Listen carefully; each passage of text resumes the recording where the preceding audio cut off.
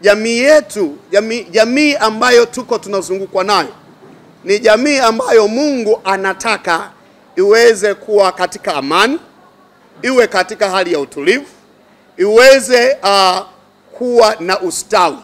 Kama askofu nimelenga kuiambia jamii ukweli juu ya kumtegemea Mungu, kufanya kazi kwa bidii, kuishi maisha ya maelewano kati ya mtu na mtu.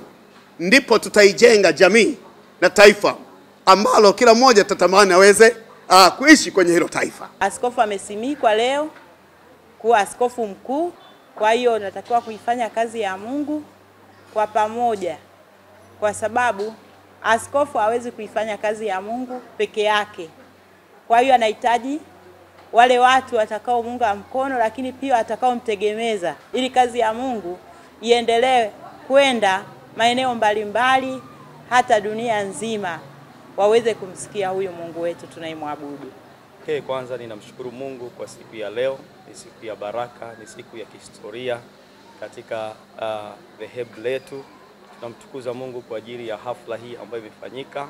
Kwetu sisi tunaona ni heshima kubwa kwa sababu ya kule ambako Mungu ametutoa, na namshukuru Mungu kwa siku ya leo. Ni siku ya baraka, ni siku ya kihistoria katika dhehebu letu. Tunamtukuza Mungu kwa ajili ya hafla hii ambayo imefanyika.